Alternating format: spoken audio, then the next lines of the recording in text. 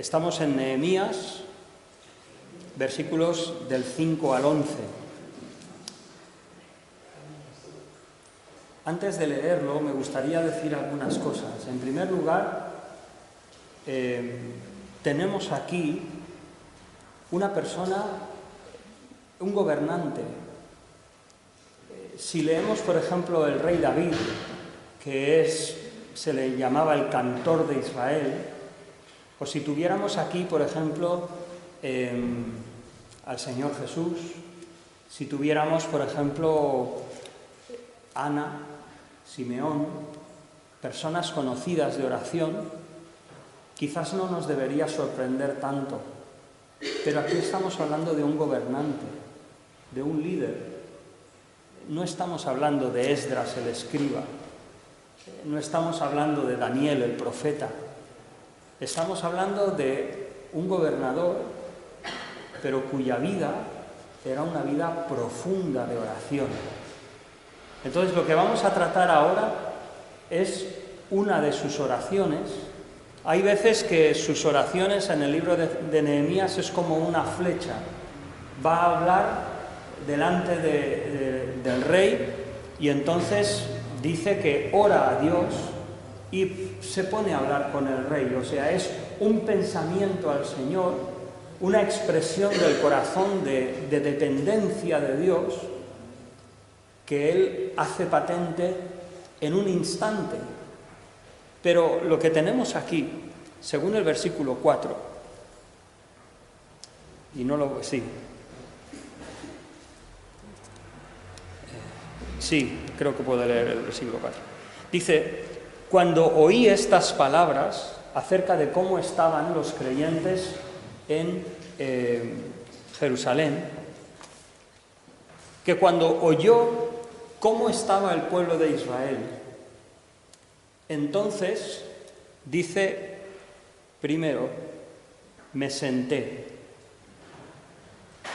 O sea, lo paró.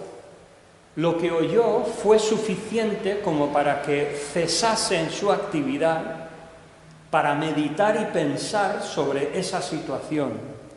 Dice, y lloré. O sea, realmente la necesidad alcanzó hasta las partes más profundas de su ser. Y dice, hice duelo por algunos días. Y explica ese duelo. Dice, ayuné y oré delante del Dios de los cielos. Esa pareja, la oración y el ayuno, tiempo consagrado al Señor para poner delante de Dios una petición.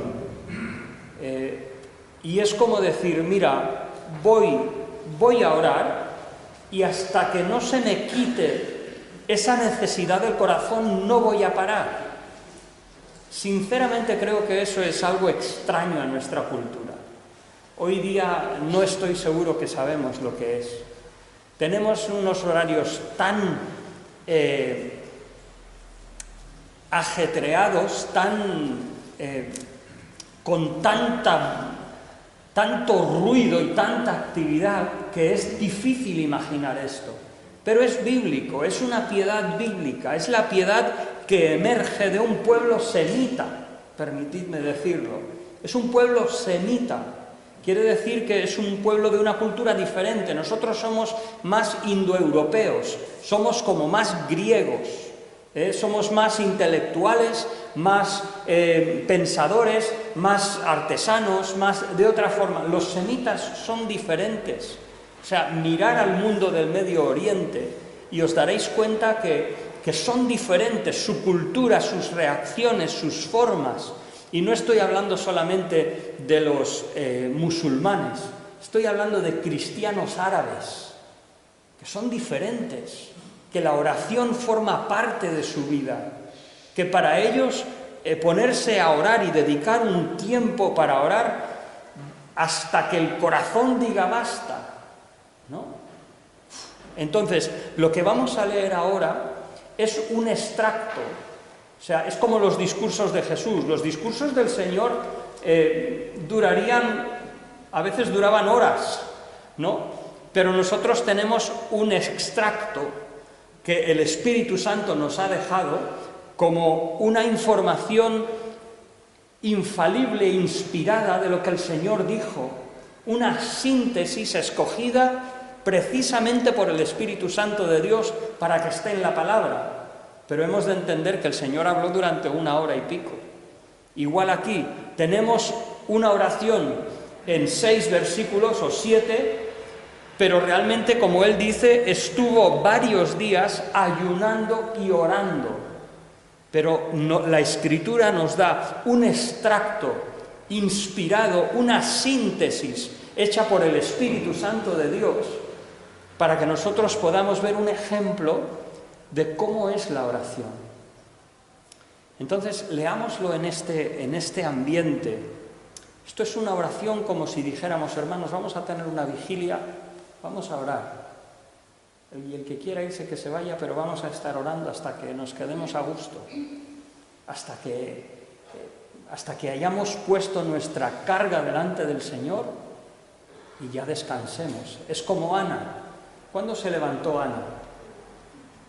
Cuando Eli le dijo: mujer ebria, ¿cuándo vas a acabar de tu vino? ¿No? Y ella dijo: no. Y luego, cuando se fue, ya no estaba triste, porque había volcado su necesidad al Señor y era como su corazón había quedado en paz.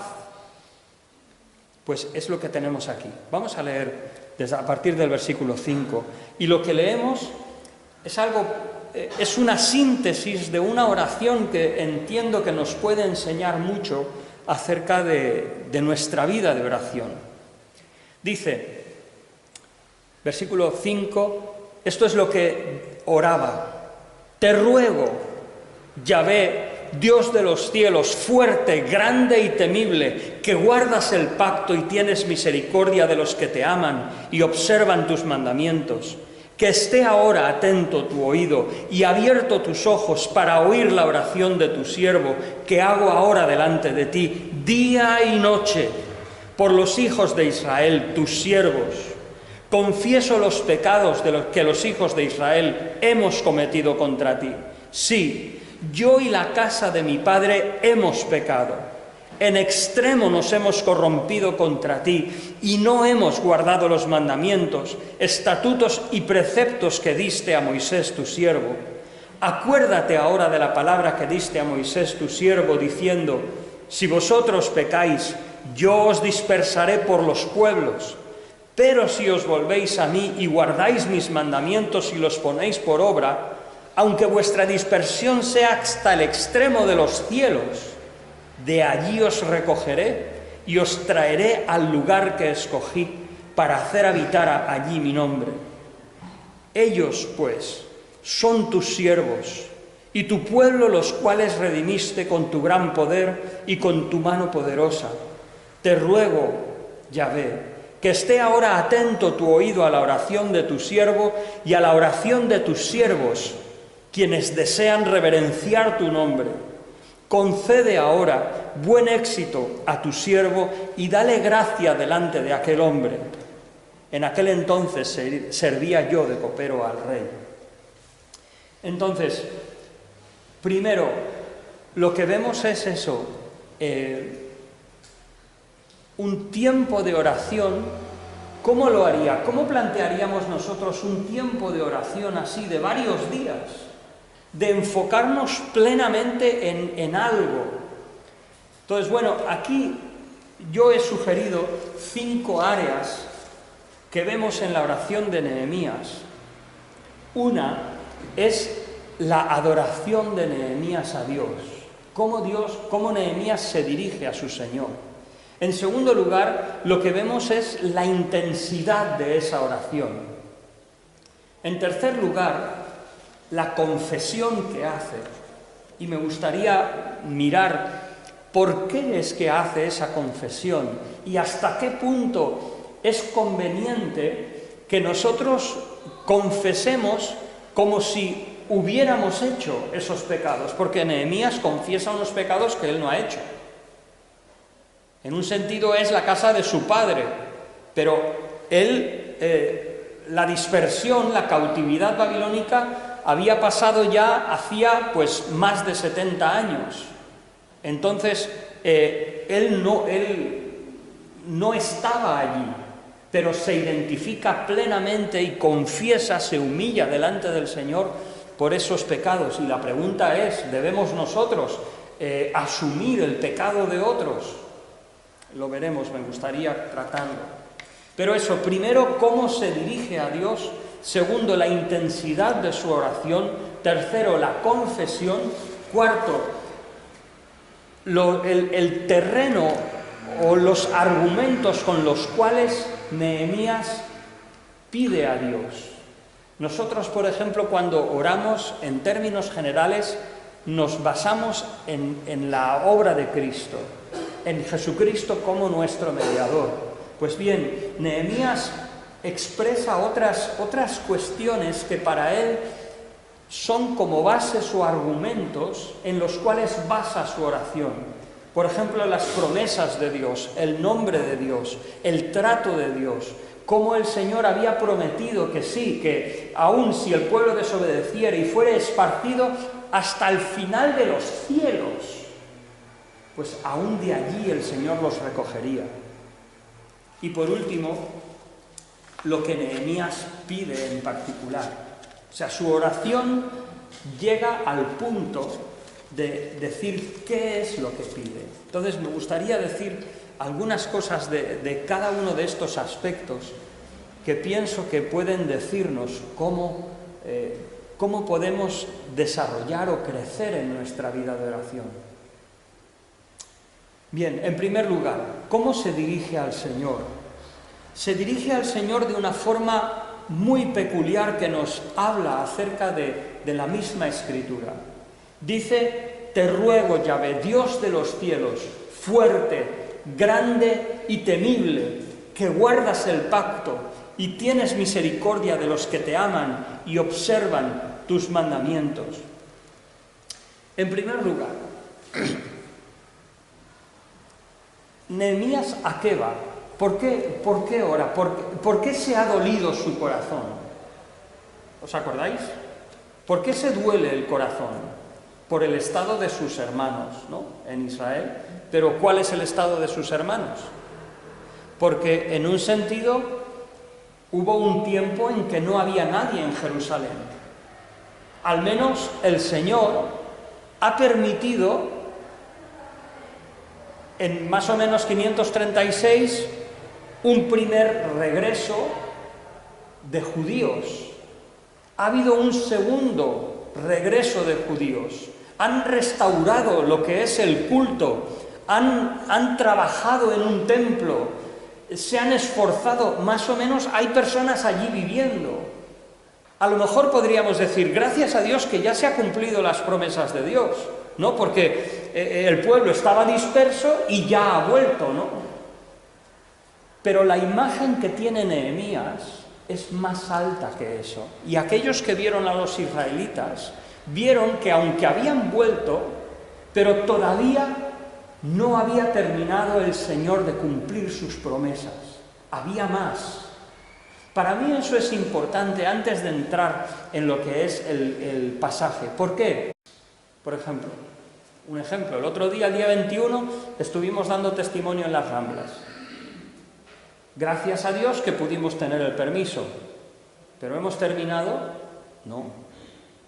Segundo, gracias a Dios que pudimos llevar unas fotos, unas leyendas, y creo que tardamos 3 o 4 horas en ponerlo todo hasta que dijimos, está bien, está bonito, ¿no?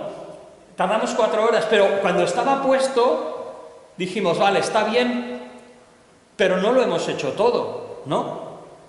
Después, pues, se quedó allí un grupo, aquí tuvimos una reunión, y tuvieron un día precioso de compartir el Evangelio, de realmente personas que entraban, que veían, tuvieron el problema de que se les hizo de noche, pero si hubiéramos tenido unas luces, hubiéramos podido dar mejor testimonio. Pero otra vez nos podemos preguntar, ¿hemos terminado? ¿Nos podemos despreocupar? Yo diría que no, que lo que queremos es sugiero dos cosas, podrían haber más, pero una, que las personas que han venido, que vengan a la iglesia. O sea, que de alguna manera el folleto que se les ha dado, la información que se les ha dado, que sirva para traerlos y que sean salvos. Hasta que no sean salvos no estamos a gusto, no tenemos como que Dios ha cumplido plenamente el propósito que nosotros queremos ver ahí.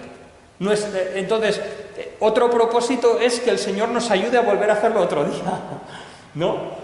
Porque no hemos terminado. Lo mismo en nuestra congregación. ¿Cuándo es tiempo de terminar de orar por nuestra congregación, por nuestros jóvenes? ¿Cuando se bautizan ya podemos dejar de orar por ellos? Creo que no, ¿no? O sea, tanto los amigos de Nehemías como Nehemías dejaron que una necesidad les cautivara hasta este punto de dedicarse al ayuno y la oración. Y creo que nosotros debemos ser también sensibles, debemos ser equilibrados, no podemos tampoco ser irrazonables, no podemos irnos en énfasis extraños o extremismos, pero hermanos, a veces para orar por nuestros hijos, orar por los jóvenes, orar por la iglesia, las familias desestructuradas, problemas a veces con hijos o dificultades, o algún hermano que se ha enfriado, o alguien a lo mejor que se ha ofendido porque ha discutido en la familia o con otra familia, y hay cosas que debemos dejar que el Señor nos cautive y nos lleve a la oración. En primer lugar, lo que vemos es que Nehemías utiliza prácticamente un versículo de Daniel 9:4, prácticamente lo repite. Lo voy a dejar que lo busquéis en otro momento. Daniel 9:4, donde la única cosa que cambia es que Nehemías, Daniel, en vez de decir Jehová, dice Señor, y Nehemías añade una frase que utiliza bastante en el libro de Nehemías, que es Dios de los cielos. Pero por lo demás, parece que cita a Daniel. A lo mejor no somos muy conscientes de lo que eso quiere decir, pero lo que quiere decir es que para cuando Nehemías, más o menos en el año 420 y algo, 440 y algo, él conocía el libro de Daniel. Y el libro de Daniel era muy natural que estuviese ya escrito. Pero esto nos habla de la fiabilidad de las Escrituras, de que Nehemías conocía el libro de Daniel y toma las oraciones de un hombre piadoso, quizás alguien que él admira, para ir al Señor y utilizar la palabra de Dios con él. ¿Este es el versículo de Daniel? Muy bien, gracias. Entonces, primero, Nehemías adora a Dios y se dirige a Él como fuerte, grande y temible, pero que al mismo tiempo guarda el pacto y tiene misericordia de los que le aman y observan sus mandamientos. ¿Qué forma, qué dos aspectos? Aspecto de la santidad, la solemnidad de Dios, algo que no queremos borrar nunca, pero al mismo tiempo la cercanía, la fidelidad de Dios, su voluntad de que Él ha querido entrar en un pacto con nosotros. Él ha querido convenir con nosotros, unos términos para tener una relación con nosotros, una comunión.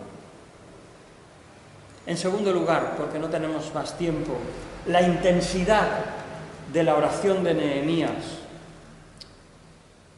A mí me preocupa a veces gritar. Cuando alguien grita en un testimonio, en una predicación, en una oración, me desconcentra. No sé, la verdad, simplemente me desconcentra, me hace sentir incómodo, porque siento que no es necesario. O sea, cuando yo quiero hablar íntimamente con mi esposa no le chillo, ¿no? Si quiero, y no digo que quieran impresionar a otros, pero si quiero impresionar a otros o quiero persuadir o quiero imponer mi razón, a lo mejor elevo el tono de voz. Pero si estoy pidiendo a Dios, estoy en adoración, me da que no es cuestión de chillar, pero tampoco es una cuestión de recitar la lista de la compra. Aquí Nehemías dice, por ejemplo, esté ahora atento tu oído y abiertos tus ojos para oír la oración de tu siervo, que hago ahora delante de ti, día y noche por los hijos de Israel, tus siervos. Hay una intensidad en la oración de Nehemías. Dice versículo 8, acuérdate ahora de la palabra que dijiste a Moisés, tu siervo. ¿Cómo pide a Dios, clama a Dios? Señor, por favor, acuérdate de eso. Vemos que todo su ser, sus emociones están en la oración. Te ruego, versículo 11 dice, te ruego, Jehová, que esté ahora atento tu oído a la oración de tu siervo y a la oración de tus siervos, quienes desean reverenciar tu nombre, concede ahora buen éxito, etcétera, etcétera. O sea, en primer lugar, esa intensidad. Y cada uno somos diferentes. Yo sé que a veces cuando predico, hay quien dice, uy, ¿con qué fervor o cómo te entusiasmas? No lo sé. Lo vivo y ¿qué voy a hacer? Y no quiero cambiar. Deseo que la palabra del Señor me entusiasme, me apasione y afecte mis emociones. Me preocuparía si pudiera hablar pues de la composición de elementos químicos del agua, igual que si hablo de mi Señor, ¿no? En tercer lugar, la confesión. Nehemías dice, confieso los pecados de los hijos de Israel que hemos cometido contra ti. Y dice, sí, yo y la casa de mi padre hemos pecado. En extremo nos hemos corrompido contra ti y no hemos guardado los mandamientos, estatutos y preceptos que diste a Moisés tu siervo. Mi pregunta, ¿es lícito esto? ¿Debemos confesar pecados que no hemos cometido? Porque Nehemías era una persona piadosa, ¿no? Entonces, quizás su familia sí, pero él no. Casi si estuviéramos ahí diríamos, no, Nehemías, no lo has hecho. Aún, por ejemplo, dice Jeremías 31:29, en aquellos días no dirán más, los padres comieron las uvas agrias y a los hijos les da de entera, sino que cada cual morirá por su propia maldad. Entonces, ¿qué pensáis? ¿Puedo preguntaros? ¿Qué pensáis? ¿Debemos identificarnos hoy día con pecados pasados? Bueno, dejadme decir dos cosas, no quiero tampoco pillar a nadie. Pero, bueno, ¿qué pensáis? ¿Alguien tiene alguna palabra? ¿Sí, Luis? Yo pienso que estaba empatizando con el Señor, y que de alguna forma yo creo que él estaba intentando empatizar con Dios.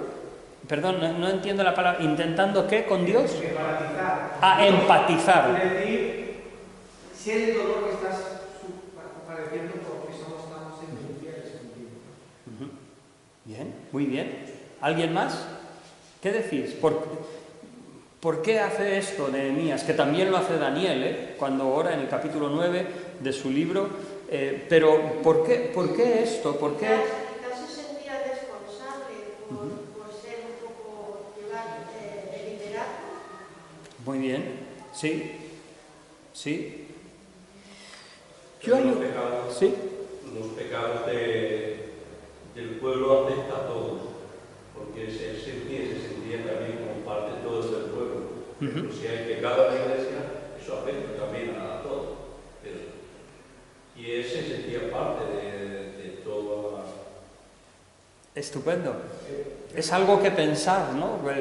La historia de Acán, ¿no? Si algún propósito tiene en la Escritura la historia de Acán, es que el pecado de uno afecta a otros, ¿no? De hecho, iba a decir que Moisés, cuando dio los dos buques a la roca que salía con agua, Dios le dijo, por culpa de tu pueblo desobedecido, tú tampoco entrarás en la Sí. prometida. Bueno, porque él desobedeció, porque el Señor le dijo, habla a la roca, y él se enardeció tanto que le golpeó otra vez, y en un sentido desobedeció al Señor. Pero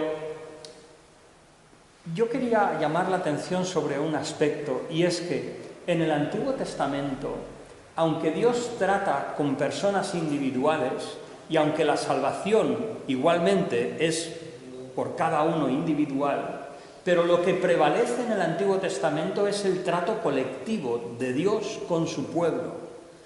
Entonces, en un sentido, lo que está apreciando Nehemías es que el pueblo de Dios en general está sufriendo por un castigo de Dios.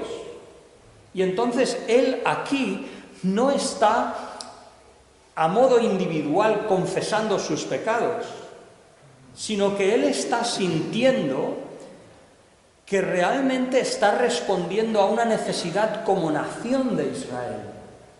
Y entonces, como nación, entonces confiesa los pecados de él como parte de la nación de Israel y todo el pueblo de Israel, su familia y su casa.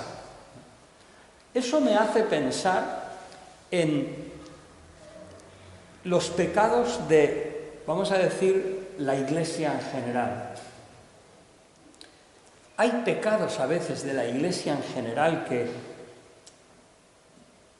no se trata de nuestros pecados, pero sí cuestiones que a lo mejor la Iglesia no ha sido diligente y ha fallado, y no está de más entonces que el creyente diga, Señor, perdónanos por ejemplo, no voy a entrar en cosas, ¿no? Pero, y a veces sé que uno puede asumir una colectividad demasiado fácil, ¿no? Y hay que ir con cuidado, ¿no? He oído a veces, sobre todo cuando uno es joven y tiene mucha pasión por el Señor, pues, Señor, perdónanos por nuestra tibieza, porque estamos solamente que calentando bancos, porque no sé qué, estas cosas seguro que las habéis oído en algunos momentos. Y algunas veces, pues, igual es a lo mejor eso, fruto de una pasión de un joven consagrado al Señor, pero me pregunto si otras veces no son cuestiones que nos tenemos que plantear. Y de alguna manera hemos de identificar para nosotros decir, vale, no sé qué va a hacer el mundo entero, pero de aquí en adelante yo quiero tomar un camino diferente. Y por eso yo quiero confesar esta debilidad, que no la voy a atribuir a los demás, sino que empiezo por mí mismo. Y digo, mira, Señor, yo he sido tibio, mi casa hemos sido tibios, en caso de que sea así, o mi iglesia encuentro que no hemos respondido y queremos responder. Es una forma de declarar cómo entiendes el plan de Dios, la justicia de Dios y qué es lo que vas a hacer tú al respecto. Entonces, en ese sentido, creo que sí es legítimo y que no estás culpándote de algo que no es tuyo, sino que es parte de una realidad, a lo mejor de un colectivo, de un grupo de creyentes local o de una época. Me imagino los reformadores, cuando ellos llegaron a la convicción de que la salvación era por la fe, y algunos por años a lo mejor defendieron otra cosa, pues cómo no orarían, Señor, perdónanos por haber oscurecido el Evangelio. Y eso lo que hizo fue dirigir sus corazones en una nueva dirección, de que el justo vivirá por la fe. En cuarto lugar, lo que Nehemías apela al nombre de Dios, apela a las promesas de Dios, a la relación que Dios tiene con su pueblo Israel. Dios es Dios poderoso y fuerte, pero el pueblo de Israel es que ama a Dios y que observa sus mandamientos. Nehemías refiere a cómo Dios mostró su poder en otros momentos, a personas que se estaban uniendo en oración para pedir al Señor. Y por último, lo que Nehemías pide en particular. ¿Qué es lo que pide Nehemías? Como dice aquí, concede ahora éxito a tu siervo y dale gracia delante de aquel hombre, del rey.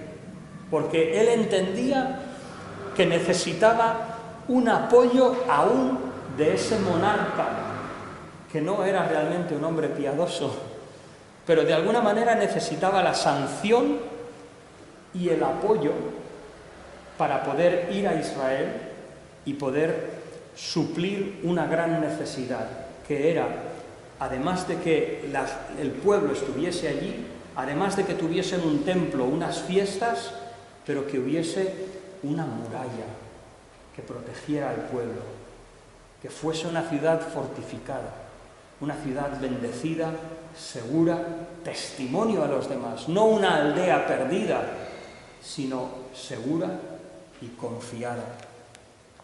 Es la única petición de Nehemías que la hace notoria. En su petición lo que expresa también es su disposición a ser líder. O sea, el Señor dice, el que anhela obispado, buena obra desea. El que anhela obispado para mandar, más vale que se eche a un lado, que lo único que va a hacer es problemas. El que quiera conocer más de la Escritura para controlar, que se olvide porque hará daño a la Iglesia de Dios. Pero el que desea servir y asume la responsabilidad de servir, gloria a Dios, gloria a Dios. Así es como lo debemos tomar. Pues, ¿cómo nos acercamos al Señor? La intensidad de nuestra oración, confesión si es necesario, las razones o argumentos de nuestra oración y nuestras peticiones en concreto, que pueda eso adornar también nuestra vida de oración. Gracias, Manuel. Me venía otro texto mientras nos preguntabas esto. Lo leo rápidamente, 7:14 de Crónicas, a lo mejor también leía eso, ya lo hablaremos, ya te lo preguntaré en privado. Pero aquí el pacto de Dios con Salomón, el Señor le dice, ¿no? Le dice que si yo cerrara los cielos para que no haya lluvia, todo lo que pasó, ¿no? Pero dice el Señor en el 14, ¿no? 7:14, segunda de Crónicas, si se humillare mi pueblo sobre el cual mi nombre es invocado y oraren y buscaren mi rostro y se convirtieren de sus malos caminos, entonces yo iré desde los cielos y perdonaré sus pecados y sanaré vuestra tierra. Creo que no lo sé, me venía de reaccionar un poco con este texto también, ¿no? A lo que Nehemías nos plantea y como nos decía Manuel, ¿no? Toda esta intensidad que vemos como él comunica con el Señor, esta confesión propia y del pueblo. Entonces, bueno, ahora vamos a dar pasos para nosotros ver esa referencia que el Señor nos deja a través de Nehemías y vamos a orar. Te invito a que oremos.